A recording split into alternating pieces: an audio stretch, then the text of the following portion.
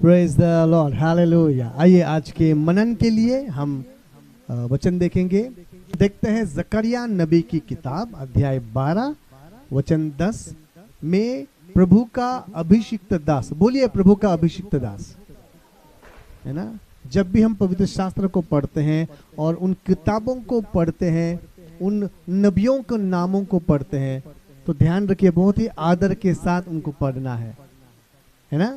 तो यहाँ पर भविष्यवक्ता जकरिया, नबूवत करने वाला प्रभु का दास, जो चुना हुआ है, जो वरदान पाया हुआ है, जो अभिषिक्त है और जिसे परमेश्वर ने नियुक्त किया है, ऐसा प्रभु का दास इस्राएलियों से बात कर रहा है। हालेलुया। देखो, साधारण लोग जो बात करते हैं तो वो बातें होती है, लेकिन प्रभु के चुने हुए अभिषिक्त लोग जो बात करते हैं वो साधारण बात नहीं होती। हालेलुया, है ना। वो साधारण बात नहीं होती है, वो परमेश्वर की ओर से आई हुई भविष्यवाणी होती है, शिक्षण होता है, प्रभु की ओर से आया हुआ मार्गदर्शन होता है। तो इसलिए जब उन सेवकों के नामों को हम पढ़े तो ये आदर के साथ पढ़ना है। हम पौलुस के बारे में पढ़ते, कहना है कि संत पौलुस ऐसा कहते हैं, संत पतरस ऐसा कहते हैं, भविष्यवक्ता यशायाह ऐसे कहते हैं।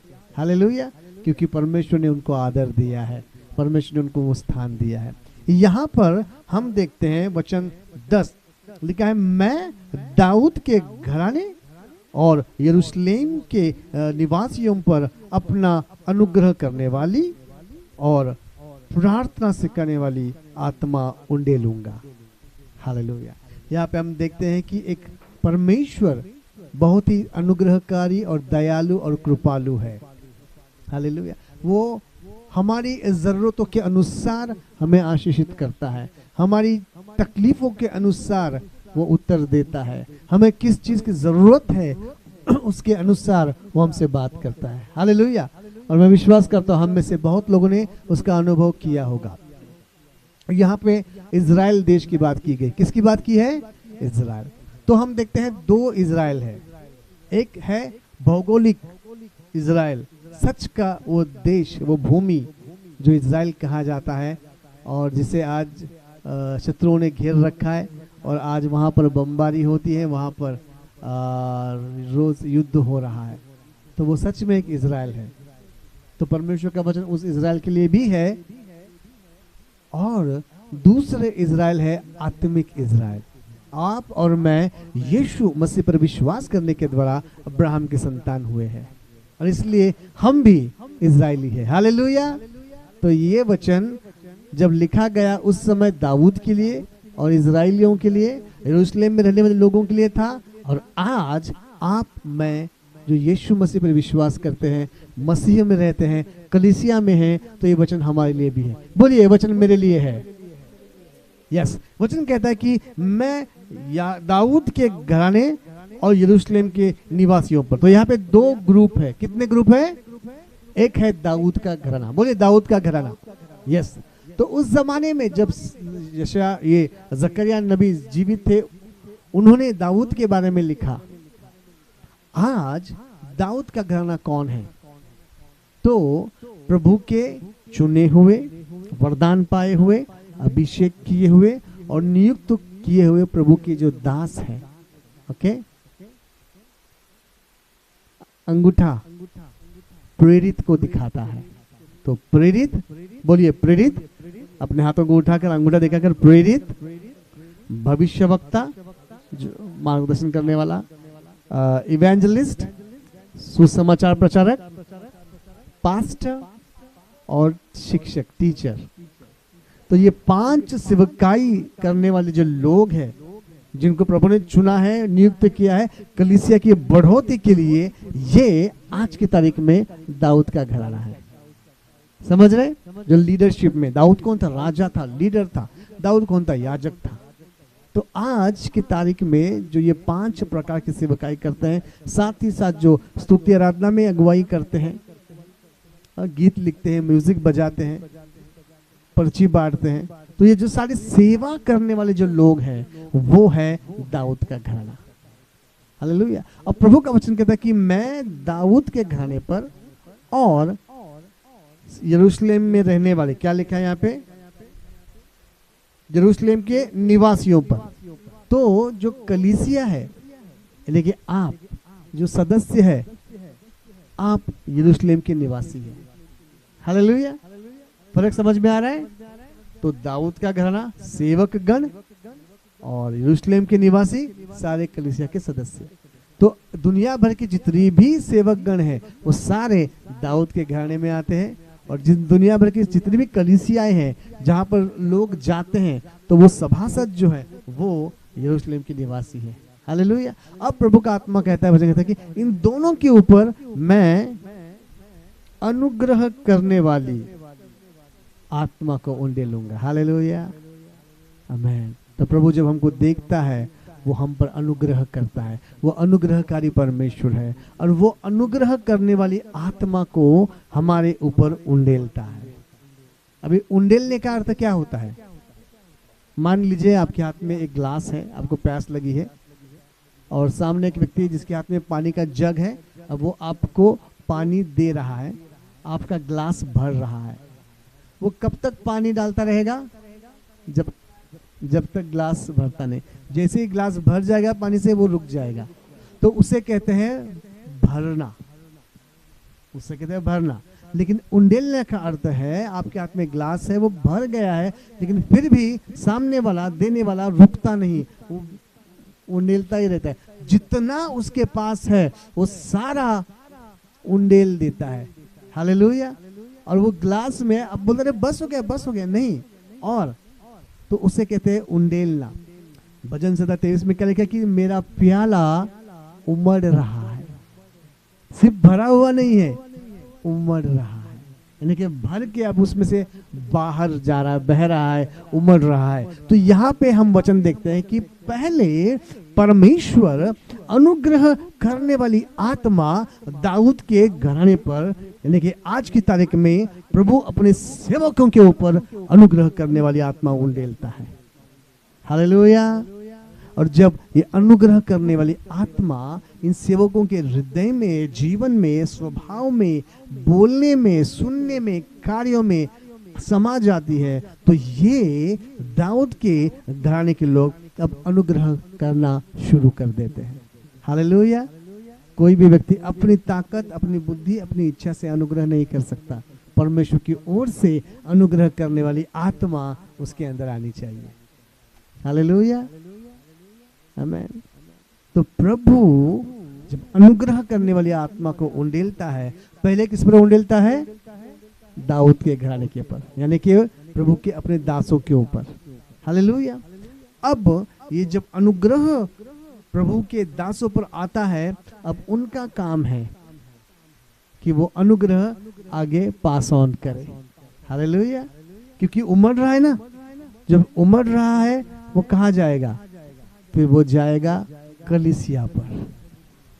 वचन में लिखा है दाऊद के घराने पर और यरूशलेम के निवासियों पर, यानी कि पास्टर के ऊपर और सदस्यों के ऊपर वो अनुग्रह करने वाली आत्मा प्रभु उंडेलता है। हालेलुया।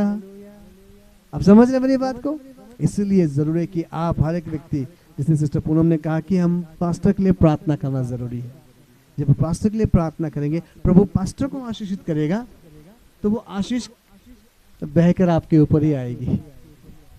Getting it? आप प्रार्थना करोगे, वो अनुग्रह भरेगा, उमड़ता हुआ किसके पास जाएगा? आपके पास ही जाएगा। वो शांति जो पास्टर के जीवन में भर जाएगी, उमड़ेगी, किसके पास जाएगी? यस। तो जब आप पास्टर के लिए प्रार्थना करते हैं, इसका मतलब आप अपने लिए भी प्रार्थना करते हैं। हालेलुया। अब जब ये अनुग्रह आता है, अनुग्रह से हम भर जाते हैं, तो हमें अनुग्रह दिखाना है, हमें अनुग्रह करना है। तो सबसे पहले अगर मैं एक पास्टर हूँ और प्रभु के इस वचन के अनुसार मुझ पर प्रभु अनुग्रह की आत्मा उंडेलता है, तो मुझे चाहिए कि सबसे पहले मैं अपने आप पर अनुग्रह करूं। ठीक है?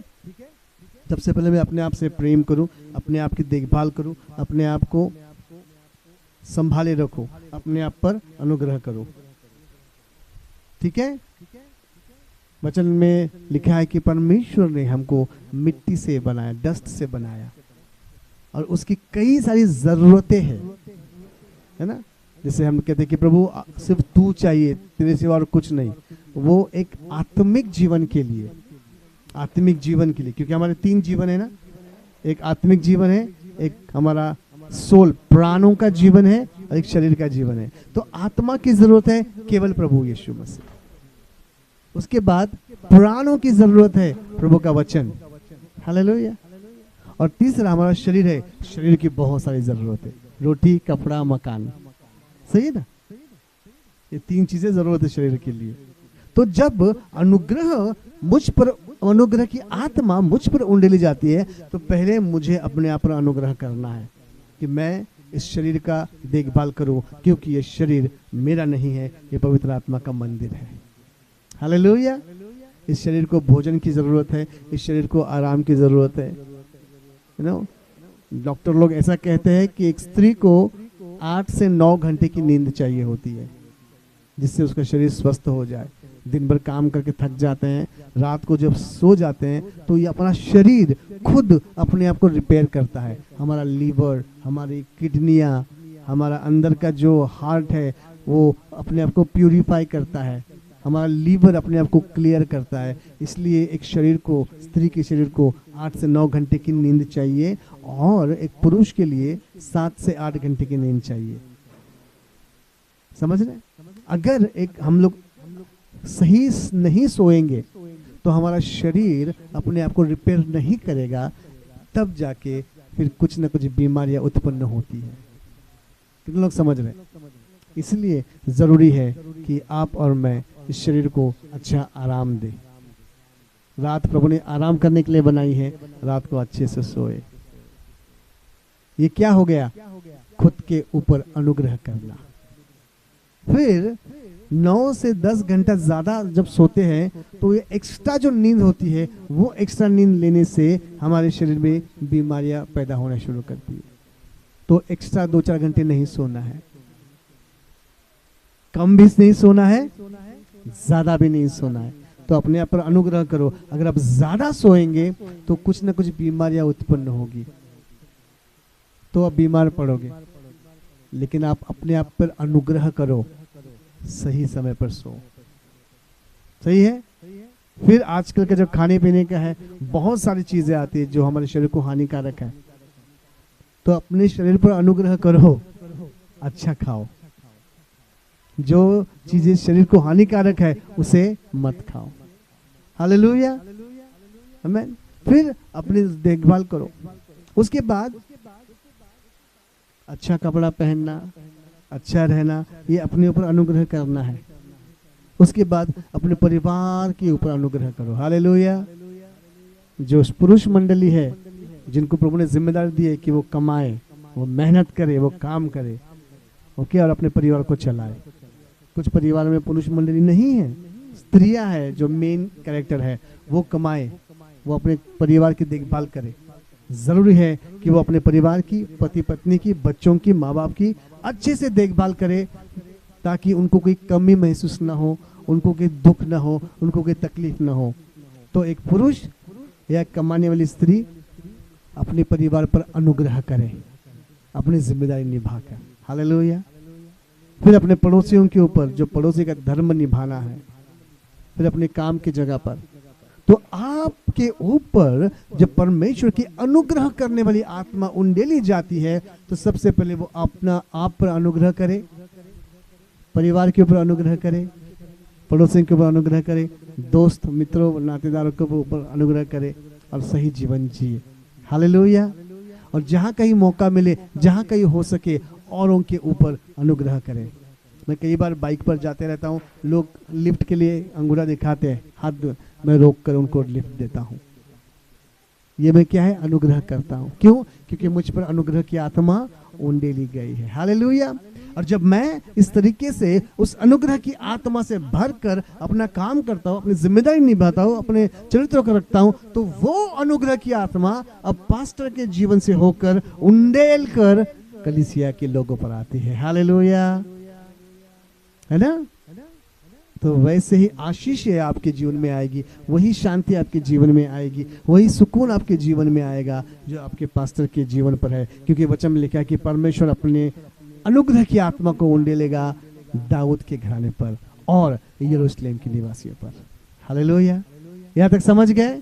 इसलिए बहुत जरूरी है एक सही व्यक्ति के साथ आप जुड़े रहे, एक सही चरित्र के व्यक्ति के साथ जुड़े रहे। हालेलुया। एक सही कलीसिया के साथ जुड़े रहे, ताकि उनके ऊपर जो अभिषेक है, जो अनुग्रह है, वो आपके ऊपर भी आ जाए। हालेलुया।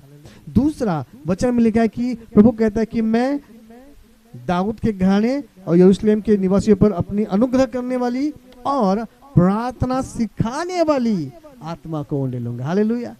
कई बार हमको प्रार्थना कैसे करनी है नहीं आता, कब करनी है नहीं आता, क्यों करनी है नहीं पता, लेकिन प्रभु का धन्यवाद हो, वो हमें प्रार्थना सिखाने वाली आत्मा से भरता है। हालेलुया। तो पहले किसे? दाऊद के घराने को, यानी कि पास्टर को। हालेलुया। जो सेवकाई में उनके ऊपर वो प्रार्थना सिखाने वाली आत्मा को उंडेलता है। हालेलुया। तो इसलिए जब पास्टर्स आपके लिए प्रार्थना करते हैं तो वो अपनी ताकत, अपनी बुद्धि से नहीं करते, वो परमेश्वर के उस अनुग्रह से करते हैं जो उनके ऊपर उंडेला गया है। हालेलुया। मैं अन्य भाषा में प्रार्थना करता हूँ, क्योंकि कई बार मुझे नहीं पता चलता कि लोगों के लिए क्या प्रार्थना करूं, उनकी जरूरतें क्या है। तो अन्य भाषा में मैं बात करता हूं, अन्य भाषा में मैं प्रार्थना करता हूं, तो वो जो प्रार्थना है वो प्रार्थना सिखाने वाली आत्मा के द्वारा होती है। हालेलुया। आमीन। और वो परमेश्वर जो खुद ही हमारे द्वारा प्रार्थना करता है, आहे भर भर के वचन में लिखा है, समझ के साथ परमेश्वर पिता की मनसा क्या है ये जानकर वो प्रार्थना करता है और वो खुद ही उत्तर देता है। हालेलुया। वचन में लिखा है कि यीशु मसीह स्वयं वो बलि का बकरा है जिसने बलिदान दिया, और वो स्वयं ही याजक भी है जो उस बलि के बकरे के लहू को लेकर परमेश्वर के सामने जाता है, और वो स्वयं ही वो परमेश्वर है जिसे वो लहू चढ़ाता है। हालेलुया। वो 3 in 1 है। वो खुद मेमना है वध किया हुआ, वो खुद याजक है जो भी वध किए हुए मेमने का लहू चढ़ाएगा, और वो खुद परमेश्वर है जिस परमेश्वर के सामने लहू चढ़ाएगा। हालेलुया। वही परमेश्वर हमारे द्वारा प्रार्थना भी करता है, पिता परमेश्वर की इच्छा क्या है ये समझकर, और वही परमेश्वर उत्तर भी देता है। हालेलुया। आमीन। तो प्रार्थना सिखाने वाली आत्मा को उंडेलता है पहले दाऊद के घराने पर, उसके बाद सियोन के निवासियों पर। हालेलुया। तो आज हम प्रार्थना करेंगे कि प्रभु उस आत्मा को उंडेल दीजिए हम में से हर एक के जीवन पर, कि हमको प्रार्थना करना सिखाए। क्योंकि पौलुस कहते हैं प्रभु के दास की प्रार्थना कैसे करनी मुझे नहीं पता, लेकिन वो पवित्र आत्मा हमारे अंदर होकर हमारी आत्मा से मिलकर प्रार्थना करता है। हालेलुया। तो ये हमारी जरूरत है कि प्रभु का अनुग्रह हम पर हो। नीति वचन में लिखा है कि एक मनुष्य रोटी खाता है, खाना खाता है, खाने के टाइम पे वो अपना हाथ थाली में डालता है और निवाला उठाता है, और वो निवाले को अपने मुंह तक डालने के लिए भी उसे परमेश्वर का अनुग्रह चाहिए। इसका मतलब जब सुबह नाश्ता आपने किया, पहला निवाला लिया, खाया, प्रभु का अनुग्रह, दूसरा निवाला प्रभु का अनुग्रह, तीसरा निवाला प्रभु का अनुग्रह। मैं चाहूंगा आज जब आप डिनर करने जाओगे ना, तो गिनो कितने निवाले आप खाते हैं। हाँ, काउंट करेंगे 20, 25, 30 जितने निवाले होते खाइए, और उतना बार प्रभु का धन्यवाद करिए, क्योंकि हर बार प्रभु का अनुग्रह से ही आप खाना खा रहे हैं। हालेलुया। आमीन। ये प्रभु का अनुग्रह है। तो हमें प्रभु के अनुग्रह की जरूरत है, और वो प्रार्थना सिखाने वाली आत्मा हमारे अंदर चाहिए। आप और मैं, हम मनुष्य है, हमारी एक आत्मा है, परमेश्वर की 7 आत्माएं हैं। हालेलुया। बुद्धि की आत्मा, ज्ञान की आत्मा, सामर्थ्य की आत्मा, बल की आत्मा, प्रार्थना सिखाने वाली आत्मा, अनुग्रह करने वाली आत्मा, 7 आत्माएं हैं, यशायाह नबी की किताब में लिखा हुआ है। तो हमें उसमें से प्रार्थना सिखाने वाली आत्मा आज प्रभु देगा। हालेलुया। क्योंकि आज का वचन आपके लिए और मेरे लिए है।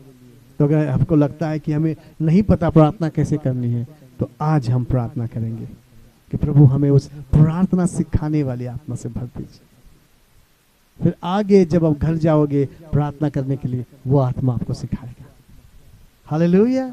तो ये दो चीजें जरूरी है, अनुग्रह और प्रार्थना। बोलिए अनुग्रह और प्रार्थना, और ये दोनों हमें पवित्र आत्मा सिखाता है। पहले दाऊद के घराने पर और फिर यरूशलेम के निवासियों पर। इसलिए कलीसिया से जुड़े रहिए। जो आशीष कलीसिया के पास्टर के ऊपर आएगी आपके ऊपर आएगी, जो शांति पास्टर के ऊपर आएगी आपके ऊपर आएगी। हालेलुया। तो प्रभु का धन्यवाद हो। मैं विश्वास करता हूँ कि आज के लिए होली ग्राउंड मिनिस्ट्री के लिए प्रभु ने ये वचन दिया है, तो आज हमें वो आत्मा से भरने वाला है। आइए अपनी आंखों को बंद करें। Thank you Jesus, thank you Jesus, thank you Jesus. पिता परमेश्वर, हम धन्यवाद करते हैं आपके दया के लिए, आपकी कृपा के लिए, आपके करुणा के लिए। और आज ये जो प्रार्थना सिखाने वाली आत्मा के विषय में नबी जकरिया की किताब से आपने हमें सिखाया, इस वक्त हम प्रार्थना कर। आइए सभी अपने हाथों को उठाए और अपने मुखों को खोले और कहे, पिता परमेश्वर हमें उस अनुग्रह करने वाली आत्मा से भर दीजिए और प्रार्थना सिखाने वाली आत्मा से भर दीजिए। Hallelujah, hallelujah, hallelujah. वे देश में है ना देखता लाया जोराखत हल बावीर देस्tel में नाइदा का लनाखते से। आइए अपने मुखों को खोल के वचन लिखा है, तो अपने मुंह को खोल तो उसे मैं भर दूंगा। अब पवित्र आत्मा जो प्रार्थना सिखाने वाली है वो आपको सिखा रही है।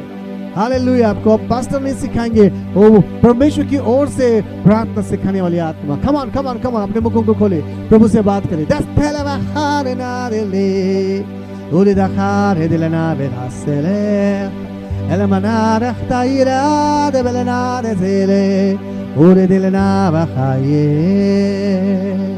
हालेलुया। कम ऑन चर्च, अपने मुखों को खोले। पवित्र आत्मा में प्रार्थना करता प्रभु भर दीजिए। हर एक को वो प्रार्थना सिखाने वाले आत्मा उंडेल दीजिए उनके जीवन में। उनके मस्तिष्क को खोलिए, उनके हृदय को खोलिए, उनके मुखों को खोलिए, वो आत्मा उसे भर दीजिए, उंडेल दीजिए। Come on church, come on. बच्चे लोग हैं अपने मुख को खोले, प्रभु से कहे, प्रभु मुझे भर दीजिए। वो प्रार्थना सिखाने वाली आत्मा से भर दीजिए और वो पवित्र आत्मा आपके साथ रहेगी और आपको प्रार्थना कैसे करना है वो सिखाएगी। है यीशु का ये वादा, मांगो तो पाओगे। है यीशु का ये वादा, मांगो तो पाओगे।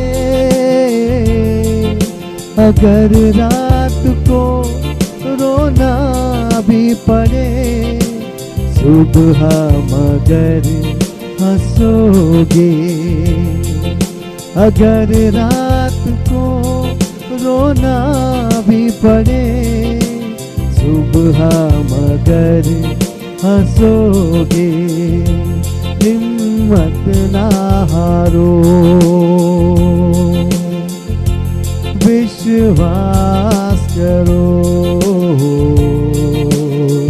प्रार्थना करो। हिम्मत ना हारो, विश्वास करो, प्रार्थना करो। जब गम की घटा छाए, जब आंसुओं की बरसात हो, जब दुख की अग्नि जलाए तुम्हें, जब जीवन में तूफान हो, प्रार्थना करो,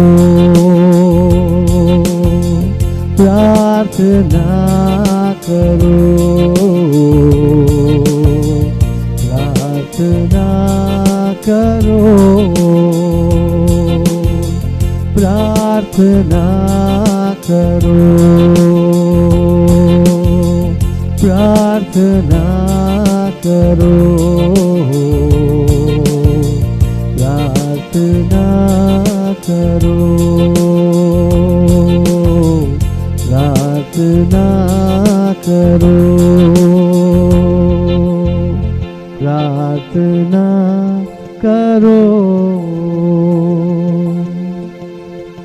स्वर्गीय पिता, हम इस वक्त प्रार्थना करते हैं, जैसा यशायाह नबी की किताब में, जैसे जकरिया नबी की किताब में लिखा है कि आप दाऊद के घराने पर और यरूशलेम के निवासियों पर अनुग्रह करने वाली और प्रार्थना सिखाने वाली आत्मा का उंडे लेंगे। आज वो वचन हमारे मध्य में पूरा हो। हर एक व्यक्ति जो यहाँ बैठा है, जो यरूशलेम का निवासी है, प्रभु आपका प्रार्थना सिखाने वाली आत्मा से भर दीजिए। Hallelujah, hallelujah, hallelujah.